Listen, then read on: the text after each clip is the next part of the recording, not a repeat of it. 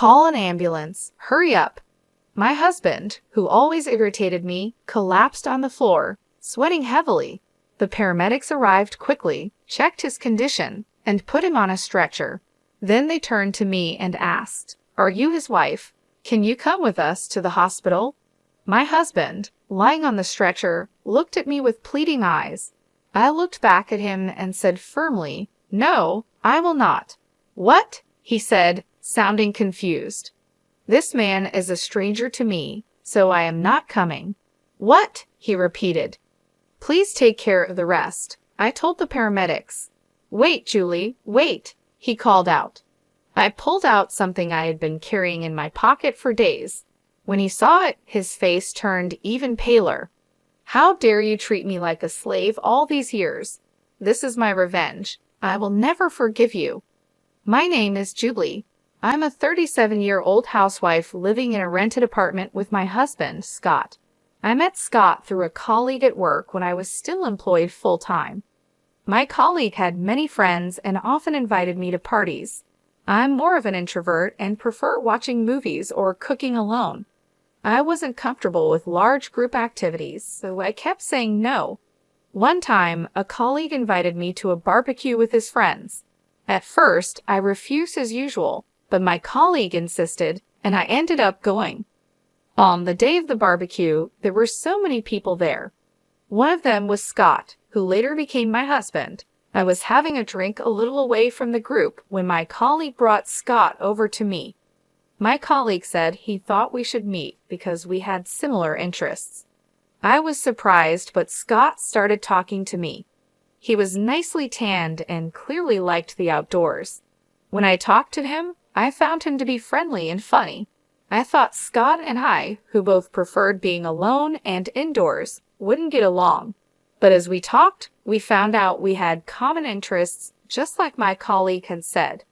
We hit it off right away. We exchanged contact information and made plans to meet up on our next day off. We went out for dinner and shopping several times and ended up dating.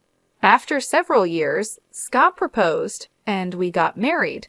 Scott had always been kind to me, even before we started dating.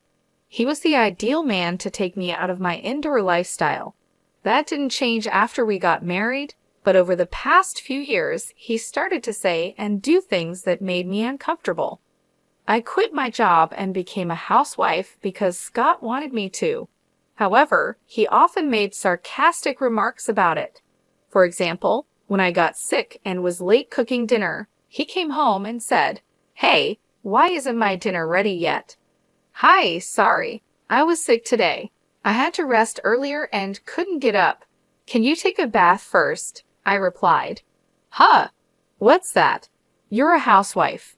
You should at least take care of the meal," he said. Scott never worried about my health, which made me very sad. Another time, I asked, "Hey Scott, there's a reunion coming up in my hometown. I'll finish my chores, so can I go?" "Suit yourself. Well, being a stay-at-home wife is great, you know," he said sarcastically. "I envy you, Julie. You could play around with the money your husband makes. He's usually so nice to me, carrying my purse and bringing me flowers after work. But sometimes he acts like a jerk. I even thought maybe he wanted me to work, so I suggested taking a part-time job. But Scott insisted that wasn't the case. In the end, I was still a full-time housewife. One day, one of Scott's relatives called me out of the blue. I picked up the phone, feeling a little defensive. The relative on the other end of the line called my name in a panic, saying, "Scott's mother has collapsed." I froze for a moment at the unexpected news.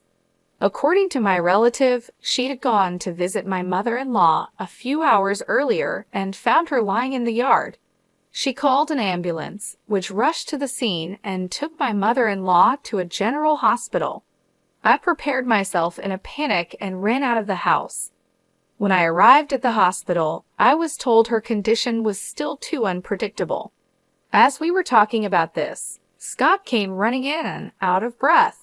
We moved to the hospital room to check on my mother-in-law.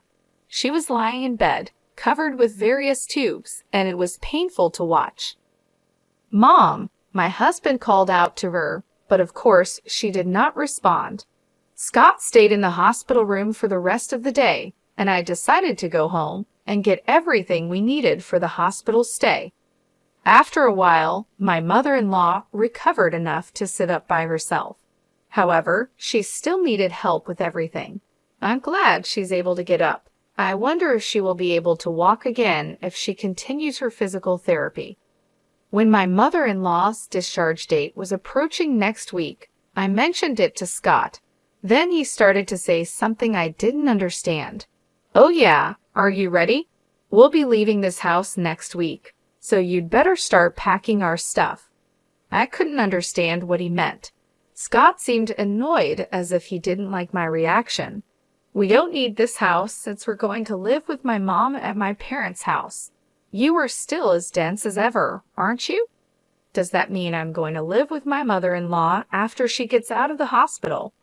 I never heard anything about that. What? Did you decide to move in together without talking to me? Have you already canceled the lease on this house? I asked, feeling shocked and upset. My husband became even more grumpy. "Of course, I've already canceled the lease. It's the right thing for us to do as a family, to live together and help her." "Don't tell me you don't want to live with her, do you? I'm the one who makes our living, so I won't accept any complaints," he said, then stopped back to his room. I couldn't believe Scott would take such a hard-line approach. I can't believe he's canceling the lease on this apartment. I had no choice but to move out. I knew he was worried about his mother, but this was too much. I sighed deeply. A few days passed, and suddenly I was living with my mother-in-law. I had never been a caregiver before, so everything was new to me. I had to spend most of my day feeding, bathing, and helping my mother-in-law with the bathroom. My mother-in-law didn't want me to take care of her, and she hardly communicated with me. When I tried to talk to her, she would hide in bed, saying she was in pain. When my mother-in-law was healthy, we didn't have a bad relationship. In fact, we sometimes exchanged delicious-looking snacks we found at the department store. Perhaps she was too frail to care about others now. On the other hand, my husband Scott, who had forced us to move in together, rarely came home. After work, he would go out for drinks and come home in the morning. Even when he had days off, he would find some reason to go out. When he was home, all he did was play video games in his room. One day, I decided to talk to Scott while he was playing games. "I know you can't avoid working overtime or drinking with your colleagues, but can't you at least help me take care of your mother when you are at home? Or I would like you to help me with the housework," I said. Scott replied without looking away from the screen, "What are you being so naive for? Housework and caregiving are both your jobs. I'm tired from working, you know. Oh, I'm almost out of coffee. Go make me some. And clean this room, okay? And oh, take these to the dry cleaner. I need them by Friday." He spoke one-sidedly and threw his work clothes at me. This time I was annoyed and retorted, "That's enough. I've been doing housework and taking care of your mother every day for the past month without a break. Why can't you at least help me a little?" Scott then slams the game controller down on the desk and stands up angrily. "How dare you talk to me like that? Who do you think you owe your livelihood to? If you have a problem with me, then get out. Come on, get your stuff together and get out." Well, I feel sorry for my mom. She's going to be left alone without anyone to take care of her. I couldn't say a word. It's true, I only have a little money saved up, and I can't leave my mother-in-law, who can't do anything for herself. I held back, picked up his suit, and left the room. After about 5 months of this difficult life, my mother-in-law suddenly passed away. I woke up in the morning and went to check on her like I always did, but that day she was no longer breathing. I called an ambulance and took her to the hospital, but it was too late. Scott was in tears, but I couldn't cry. I felt cold when I saw Scott crying. I thought to myself, you didn't do anything to help her. When I realized that I didn't have to take care of her anymore, I felt a sense of relief. I felt guilty for feeling that way. Time passed quickly. After the funeral, I suddenly realized that 3 weeks had passed since my mother-in-law was gone. It was time to organize her belongings. After my husband left for work, I started cleaning my mother-in-law's room. I put her favorite clothes and accessories into cardboard boxes one after another. There weren't many, so the work was over soon. Next, I opened the cabinet by my mother-in-law's bedside. There was almost nothing in it, but there was a big can on the bottom shelf. I thought I had seen it somewhere before. It was a can of assorted sweets I had given her when she was still in good health. I wondered why it was there. I opened the lid of the can and found a letter inside. When I picked up the envelope, I saw it was addressed to me. It read, "Dear Julie." I quickly opened it and looked inside. In trembling letters, there was a message for me. "Julie, I am sorry for making you take care of me. I was ashamed of myself for forcing you to work for me every day. I was also ashamed of my son Scott. I know how badly he treated you. Julie, you should leave him and live your life the way you want." My mother-in-law knew everything. She knew her son was selfish and that I was suffering because of it. At the end of the letter, she wrote, "I am glad I was able to spend the last days of my life with you, Julie. Thank you." At that moment, I cried for the first time since my mother-in-law passed away. It felt like everything I had been holding back was flowing out of me. I cried and cried until my tears ran dry. Then I made up my mind. I would divorce my husband. 12 days had passed since I found the letter from my mother-in-law. My husband was still treating me like a slave. "Julie, I'm missing one of my socks." "Where is it?" "Oh, and take my car to the car wash today." "You've got nothing to do, right?" He was going out with his colleagues for golf. I guess he completely forgot, but today was our wedding anniversary. Well, I didn't care about it anymore. "What are you going to do while I'm golfing?" "You can't just sit around, you know. You have to prepare dinner, clean my room, and clean the bathroom. You have a lot to do." His arrogance left me speechless. "Hey, you hear me? Bring me my sock and a jacket. Hurry up, or I'll be late." At that moment, Scott fell to the floor, clutching his stomach. He was in pain and sweating.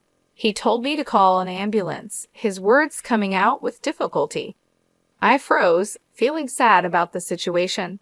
Scott yelled at me, "Hurry up, you're really useless. Can't even call an ambulance." Hearing these words, I became strangely calm. Then I called 922, and within minutes, an ambulance arrived with paramedics. The paramedics quickly checked Scott's condition and placed him on a stretcher. They turned to me and said, "You are his wife, aren't you?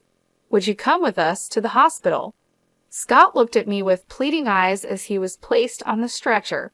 I looked him right in the eye and said, "No, I will not." I said it firmly, without hesitation. "What?" Scott's voice came out as if he had lost his mind. "This man is a stranger to me, so I am not coming. Please take care of the rest," I said firmly.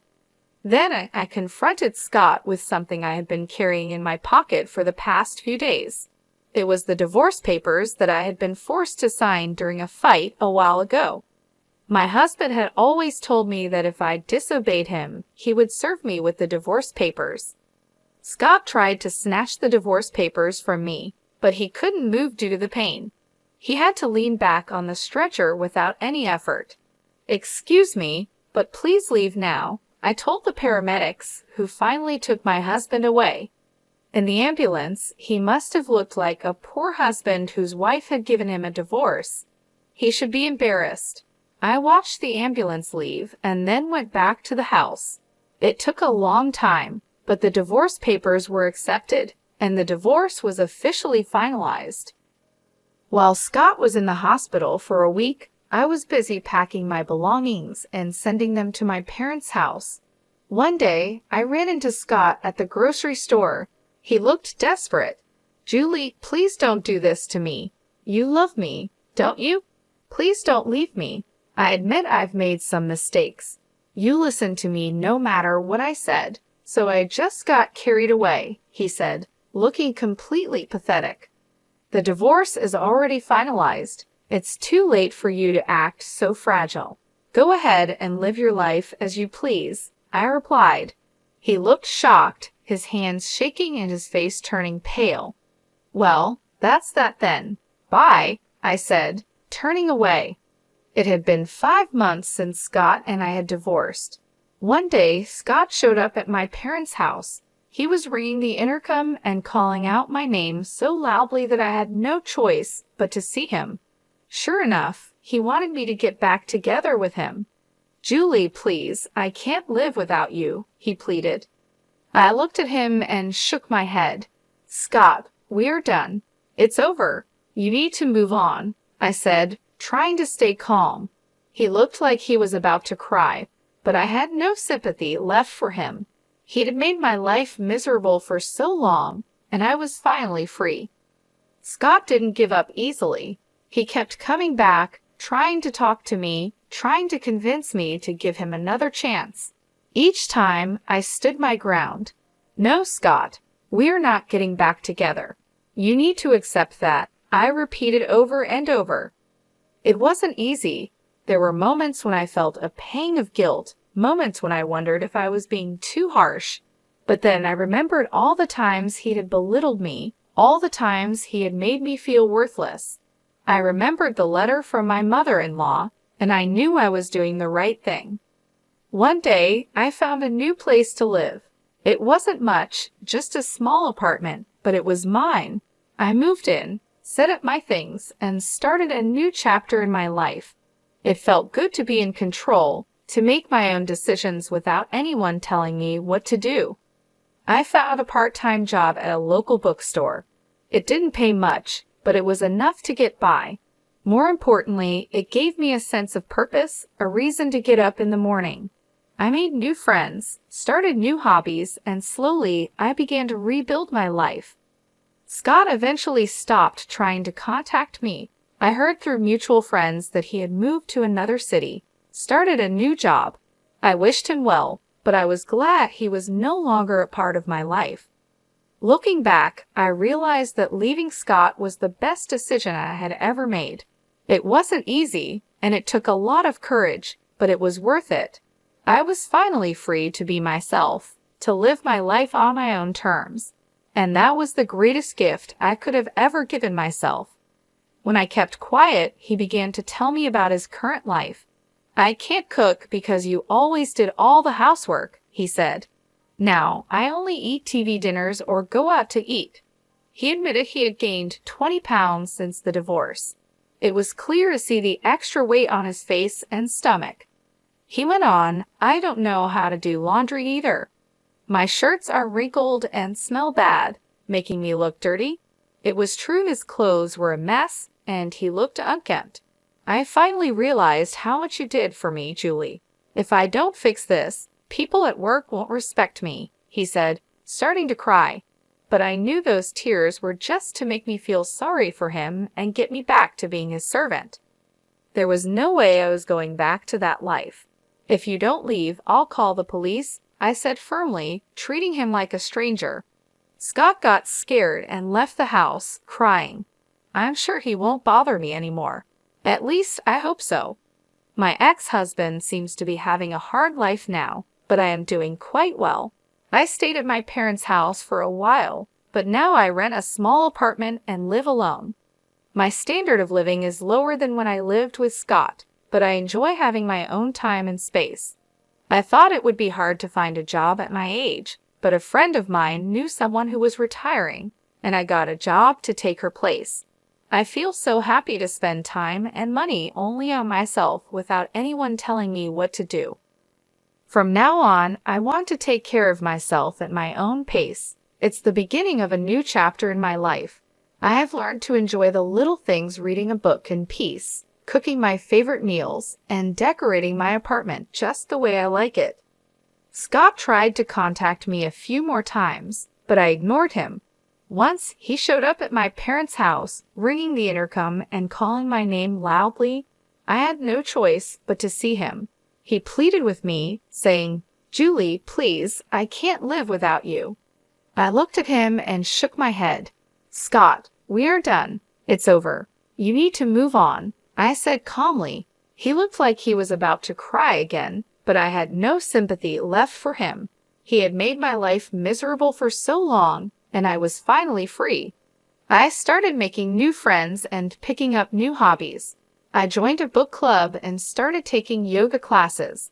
I even took a cooking class and learned how to make new dishes. My life was finally my own, and I loved every moment of it. One day, while walking in the park, I ran into an old friend from school.